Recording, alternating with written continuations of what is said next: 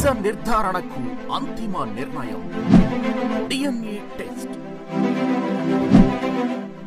ఉన్నది ఉన్నట్లుగా వాస్తవాలను శోధించి వివరించే మన DNA టీవీ, మన రాష్ట్రం, మన ఛానల్. నమస్కారం, వీటికి స్వాగతం. ఈనాటి వార్తా విశేషాలు. రాష్ట్రంలో మహిళలకి వర్క్ ఫ్రం హోం విధానాన్ని ప్రారంభించేందుకు ప్రణాళికలు రూపొందిస్తున్నామని సీఎం చంద్రబాబు వెల్లడి. స్టెమ్ కోర్స్ మహిళలకి శుభాకాంక్షలు తెలిపిన సీఎం.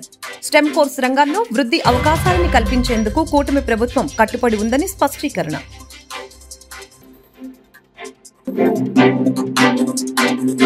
మరో నూతన కార్యక్రమానికి శ్రీకారం చుట్టిన డిప్యూటీ సీఎం పవన్ కళ్యాణ్. సనాతన ధర్మ పరిరక్షణ బోర్డు ఏర్పాటే లక్ష్యంగా పవన్ దక్షిణాది రాష్ట్రాల్లో ప్రముఖ ఆలయాలను సందర్శించనున్న వైనం.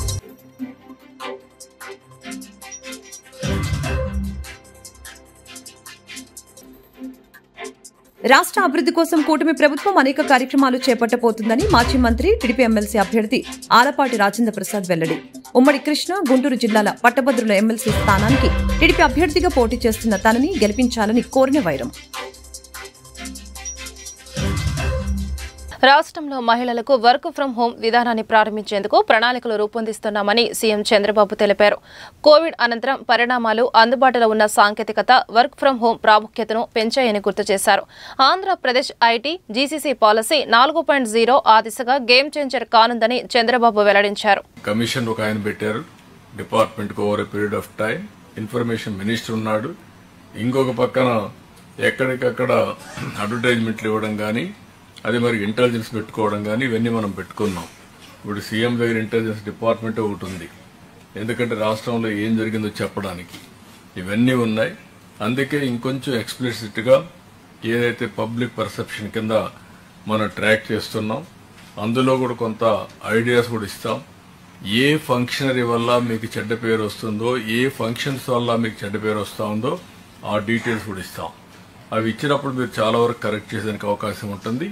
ఇవన్నీ చేయడానికి మళ్ళీ మీరు చూస్తే మిషన్ కర్మయోగి, అక్కడ మీరు కానీ మన వాళ్ళందరినీ ట్రైన్ చేసుకోగలిగితే చాలా వరకు క్లారిటీ వస్తుంది. పిఎంజీ అడాప్ట్ చేస్తాం.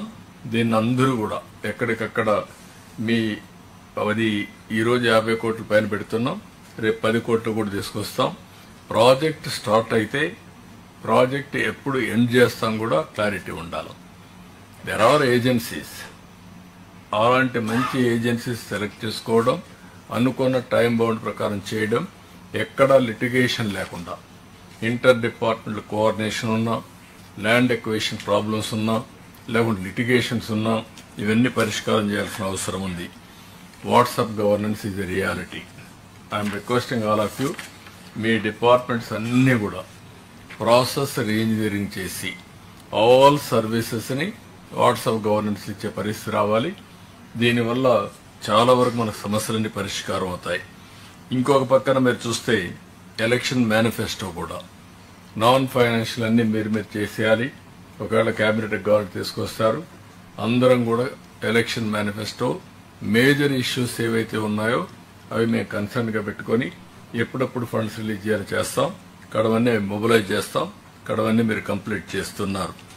ఇంకొక పక్కన ఎక్కడికక్కడ మీరందరూ కూడా ఇన్నోవేటివ్ ప్రాక్టీసెస్ తో ముందుకు పోతారు.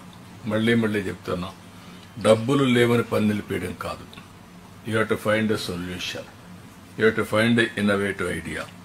దీన్ని ఏ విధంగా బెస్ట్ ఫైనాన్షియల్ ప్రాక్టీసెస్ ఇప్పుడు మాట్లాడుకున్నాం, ఏదైతే viability gap funding, PPP model ఏ విధంగా చేయగలుగుతాం, అన్ని ప్రాజెక్టులకి ఇది వర్తిస్తుంది. గవర్నమెంట్ ఆఫ్ ఇండియా వరకు 20% ఇస్తారు.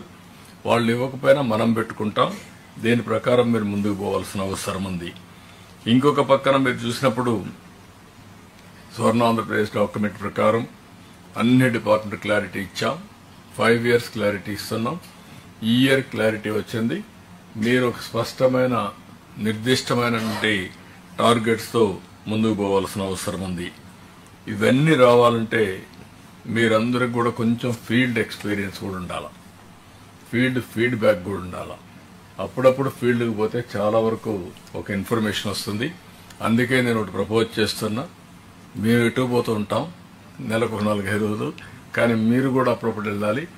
కనీసం ఏప్రిల్లో ఆల్ ఆఫీసర్స్, గ్రూప్ 1 ఆఫీసర్స్ మొదలుకొని ఆల్ ఇండియా సర్వీస్ అందరూ కూడా ఒక 2 రోజులు 3 రోజులు విలేజ్లో ఉంటే చాలా కొత్త విషయాలు తెలుస్తాయి. ఇప్పుడు విలేజ్లు కూడా ఇన్నోవేటివ్గా తయారైనాయి, టౌన్స్ కంటే బెటర్గా ఉన్నాయి. ఎందుకంటే ఇన్ఫ్రాస్ట్రక్చర్ బెటర్గా ఉంది, వాతావరణం బెటర్గా ఉంది, మీకు కూడా ఫస్ట్ హ్యాండ్ ఇన్ఫర్మేషన్ వస్తుంది. దానిపైన ప్లానింగ్ చాలా వరకు మీకు ఒక అవగాహన వస్తుంది. Will work it out. CS గారు కూర్చొని మాట్లాడి దానిపైన ఒక ఐడియా ఇస్తారు. రెండోది 31st లోపల, మార్చి లోపల గవర్నమెంట్ ఆఫ్ ఇండియాలో ఎంత డబ్బులు సంపాదించుకోగలుగుతామో మనం వర్కౌట్ చేయండి. మీకు ఎక్కడన్నా నా ఇంటర్వెన్షన్ కావాలంటే చెప్పండి, నేను కూడా మాట్లాడతాను. అవసరం లెటర్ ఇస్తాను, నేను వస్తాను. అదే మరి మన ఎంపీస్ ఉంటారు, మీరు వాళ్ళని ఉపయోగించుకొని ఇది కూడా మీరు చేయాల్సిన అవసరం ఉంది. రెండోది నెక్స్ట్ ఇయర్ కూడా ఏవే ఫండ్స్ ఉన్నాయి, ఏ ఇన్నోవేటివ్ ప్రోగ్రామ్స్ పెట్టారు. మనం ఏదే విధంగా అయితే స్వర్ణ ఆంధ్రప్రదేశ్ పెట్టుకున్నామో వాళ్ళు వికసిత్ భారత్ పెట్టుకున్నారు. దానికి కూడా ఫండ్స్ అన్ని కూడా ఆర్డర్ ఆఫ్ ప్రయారిటీ, ఒక ఆర్టిఫిషియల్ ఇంటెలిజెన్స్ హబ్ని, అదే మరి సెంటర్స్ని ఇవన్నీ పెట్టే పరిస్థితి వచ్చారు.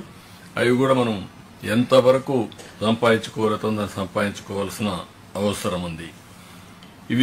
ఇది కాకుండా మనం మార్చికి ఏదైతే తెలుగు ఉగాది రోజున P4 కూడా ఇనాగరేట్ చేయాలనుకుంటున్నాం.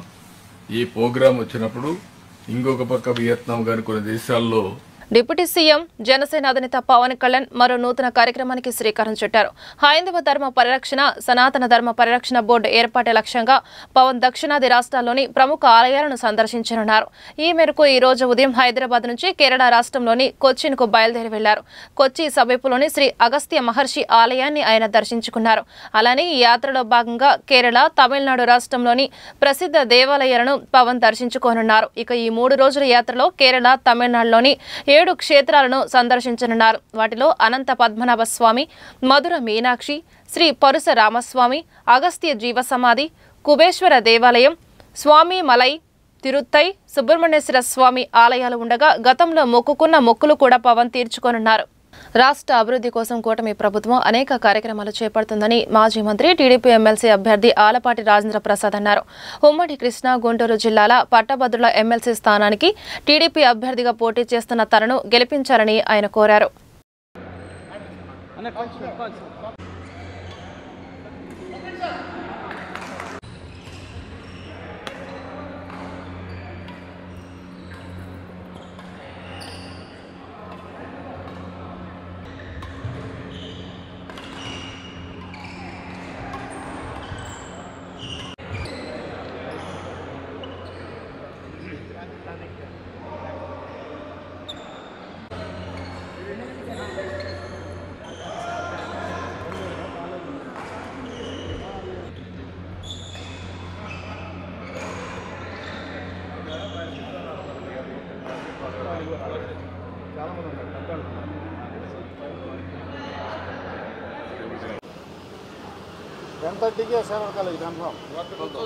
నువ్వు అందరిని ఒకసారి పెట్టా, మర్చిపోయాను. అర్ధ గంట అక్కడ తర్వాత వాళ్ళ మీటింగ్ అక్కడ అది వాళ్ళని తీసుకురావాలని నువ్వు అక్కడ 3 మీటింగ్లు మొత్తం అది కదా షెడ్యూల్. మీరు అనుకున్నట్టే జరగదు, ఎవరి చేతిలో ఉండదు. జేబులో పెట్టుకుంటే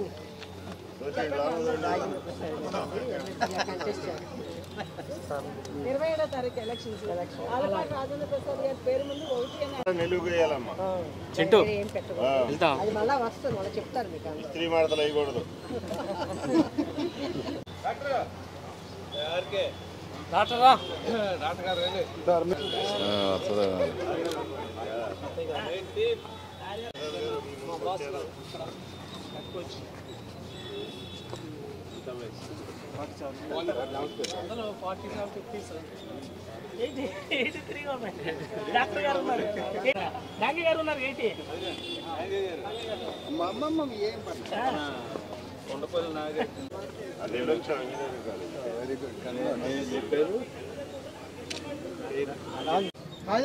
అలాగే సత్యం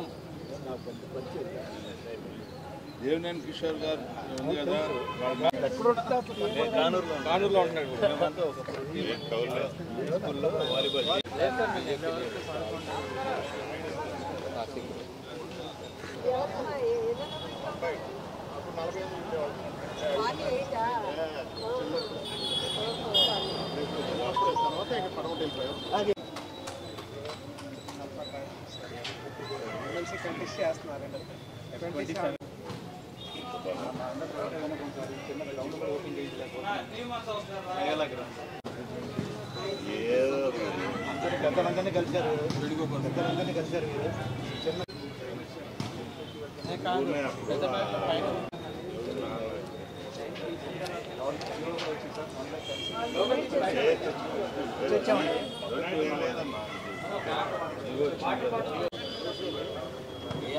పౌర్ణమిని పురస్కరించుకొని ఇంద్రకీలాద్రి భక్తులతో కిటకిటలాడింది.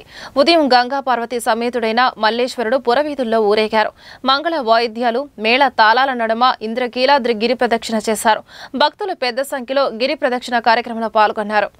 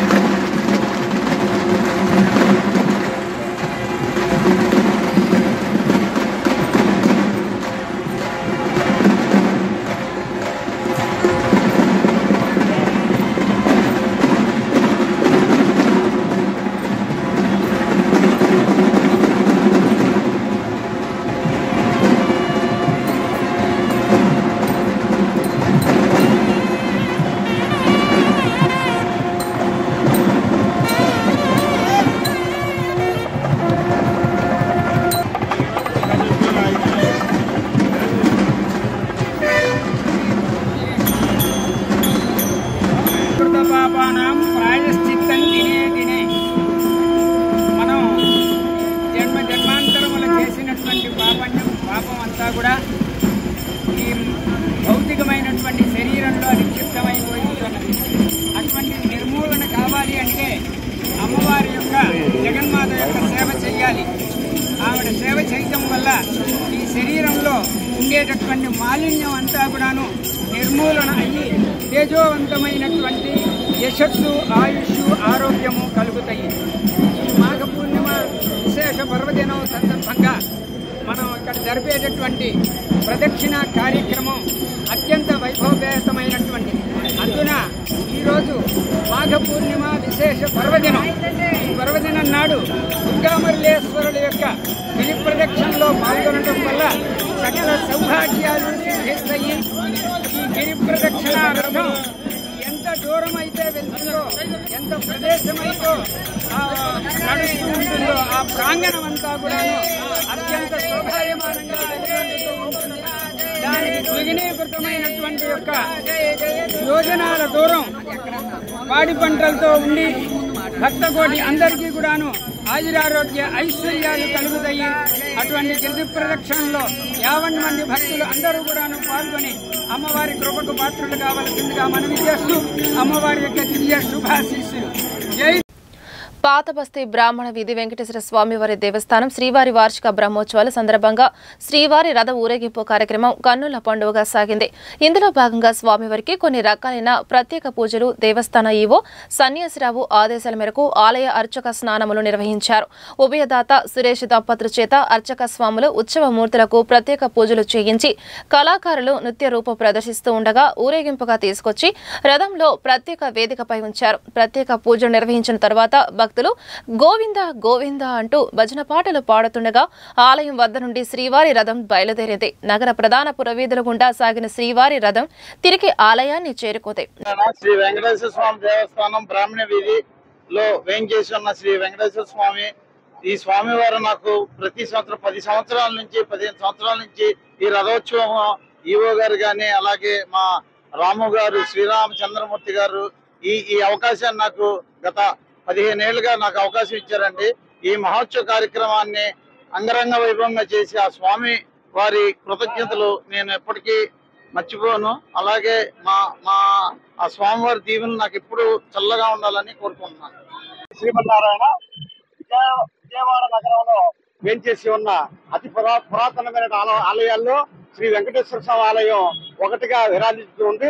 ఇది కళ్యాణం అంతా కూడా దాతల సహకారంతో చేయడం జరుగుతుంది. ఈ రోజు రథోత్సవం అంతా కూడా శ్రీ గర్రే సురేష్ అనే దాత ద్వారా నా పక్కన నిల్చున్నారు, ఈయన ద్వారా జరుగుతుంది. అత్యంత వైభవపేతంగా ఇవన్నీ చేయడానికి దాతలందరూ కూడా సహకరిస్తారు. భక్తులందరూ కూడా గురిగా వచ్చి మా ధర్మకర్త మండలి సూచనల మేరకు అంతా కూడా సవ్యంగా జరిగింది. రేపు తెప్పోత్సవం జరుగుతుంది. పొద్దున ఉదయం చక్రస్నానం, సాయంత్రం తెప్పోత్సవం జరుగుతుంది. ఈ తెప్పోత్సవానికి శ్రీ కొనకళ్ళ విజయధరరావు గారు వాళ్ళు సోదరులు ఇద్దరు కూడా దాతలుగా ఉన్నారు.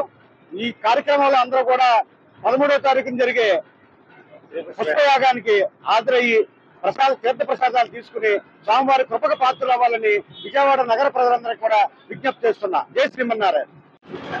పురాతనమైన దేవాలయం విజయవాడ మహానగరంలో బ్రాహ్మణ వీధిలో వేంచేసినటువంటి ఆ కలియుగ దైవం శ్రీ వెంకటేశ్వర స్వామి వారి యొక్క రథోత్సవ కార్యక్రమం అంగరంగ వైభవంగా తీర్చిదిద్ది ఇక్కడ ఉన్నటువంటి కమిటీ సభ్యులు కావచ్చు, ప్రధాన అర్చకులు కావచ్చు, భక్తులు కావచ్చు, అనేక మందికి ఈ ఒక్క దేవస్థానంలో ఒక ప్రత్యేకత ఉంటది. ఎవరైతే ఏ విషయాన్ని అయితే మొక్కుకుంటారో ఆ విషయం ఖచ్చితంగా జరుగుతుంది. నేను అనేక సంవత్సరాల నుంచి ఇక్కడ తెప్పోత్సవం చేస్తున్నాను. ఈ రోజు వరకు కూడా ఆ తెప్పోత్సవ వైభవాన్ని నేను చేయడానికి ఆ భగవంతుడు అవకాశం కల్పించాడు. అలాగే ఇక్కడ ఏదైతే మొక్కుకుంటారో ఆ యొక్క కోరికలు భగవంతుడు ఖచ్చితంగా తీర్చుతాడనే నమ్మకం నాకు అనేక సంవత్సరాల నుంచి ఇక్కడ ఉన్నటువంటి అనుభవం ప్రకారం చెప్తున్నాను. ఆ సందర్భంగా ఈ రోజు రథోత్సవం జరగడం చాలా సంతోషం. ఎవరైతే పాల్గొన్నారో వారికి, చూసిన వారికి ఆ భగవంతుడు ఆశీస్సులు ఎల్లవెల్లా ఉండాలని మనస్ఫూర్తిగా కోరుకుంటున్నా. Thank you. ఎమ్మెల్సీ ఎన్నికల్లో కూటమి అభ్యర్థిగా పోటీ చేస్తున్న ఆలపాటి రాజేంద్ర ప్రసాద్ కు మొదటి ప్రాధాన్యత ఓటు వేసి గెలిపించారని విజయవాడ సెంట్రల్ ఎమ్మెల్యే బోండా ఉమా కోరారు. విజయవాడ ది వేన్యూ కన్వెన్షన్ లో నిర్వహించిన ఆత్మీయ సమావేశంలో ఎన్టీఆర్ జిల్లా ఇన్ఛార్జ్ మంత్రి సత్యకుమార్ యాదవ్, ఎన్టీఆర్ జిల్లా తెలుగుదేశం పార్టీ అధ్యక్షులు నెట్టెం రఘురాంతో కలిసి ప్రభుత్వ విప్ సెంట్రల్ నియోజకవర్గ శాసనసభ్యులు బోండా ఉమామహేశ్వరరావు, ఉమ్మడి కృష్ణా, గుంటూరు జిల్లాల తెలుగుదేశం కూటమి బలపరిచిన గ్రాడ్యుయేట్ ఎమ్మెల్సీ అభ్యర్థి ఆలపాటి రాజేంద్ర ప్రసాద్ విజయాన్ని కాంక్షిస్తూ జరిగిన సమావేశంలో పాల్గొన్నారు. ఈ సందర్భంగా బోండా ఉమా మాట్లాడుతూ ఎన్టీఆర్ జిల్లాలో క్షేత్రస్థాయిలో ఎమ్మెల్సీ అభ్యర్థి ఆలపాటి రాజేంద్ర గెలుపు కోసం కృషి చేస్తున్నామని, పట్టభద్రులు ఖచ్చితంగా పోలింగ్ బూత్ కి వచ్చి ఓటు వేసే విధంగా కూటమి నాయకులు, కార్యకర్తలు కృషి చేస్తున్నారని తెలిపారు. రాష్ట్రంలో మహిళలకి వర్క్ ఫ్రం హోం విధానాన్ని ప్రారంభించేందుకు ప్రణాళికలు రూపొందిస్తున్నామని సీఎం చంద్రబాబు వెల్లడి. స్టెమ్ కోర్స్ మహిళలకి శుభాకాంక్షలు తెలిపిన సీఎం స్టెమ్ కోర్స్ రంగాల్లో వృద్ధి అవకాశాలను కల్పించేందుకు కూటమి ప్రభుత్వం కట్టుబడి ఉందని స్పష్టీకరణ.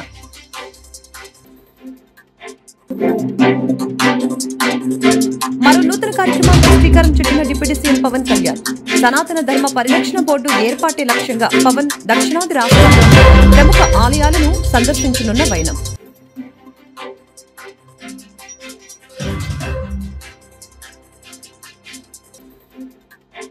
రాష్ట్ర అభివృద్ధి కోసం కూటమి ప్రభుత్వం అనేక కార్యక్రమాలు చేపట్టబోతుందని మాజీ మంత్రి, టీడీపీ ఎమ్మెల్సీ అభ్యర్థి ఆలపాటి రాజేంద్ర ప్రసాద్ వెల్లడి.